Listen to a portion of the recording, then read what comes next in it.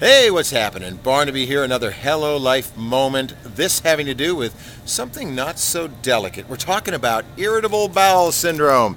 Jessica Butcher, it's part of your deal because you are a registered dietitian. So, describe what irritable bowel syndrome is. Now, irritable bowel syndrome, definitely a disease that's going to impact your gastrointestinal tract. And a lot of people get it confused with IBD, or irritable bowel disease. And that one is much more like Crohn's disease, whereas irritable bowel syndrome, or IBS, and also it's also called spastic colon syndrome. So there's lots of different names, but it results in a lot of gas, bloating, cramping, abdominal pain, diarrhea, and or constipation. Sounds ugly. What do we do if we suffer from it? Now, it's going to be different for every person, but there are some common triggers in our diets that may speed up some of those or trigger some of those common reactions.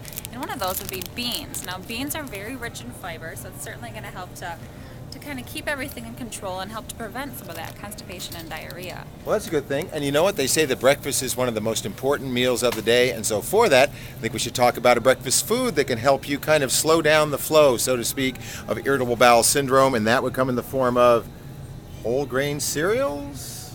That would be a great option. You're going to want to watch out for, rather than sticking with some of those high sugar breakfast options, you want to go with some whole grains. Now, these are very rich in soluble fiber, so if that diarrhea is something that you're having trouble with, this can help to bulk up your stool and slow down that process for you.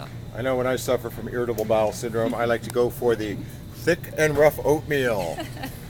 So let's talk about processed foods. Probably not a good idea, right?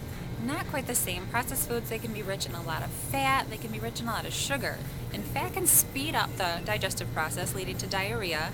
And a lot of sugar, well, sugars are often not very well absorbed in our small intestine, so they can speed right through and still in their whole form right into the colon.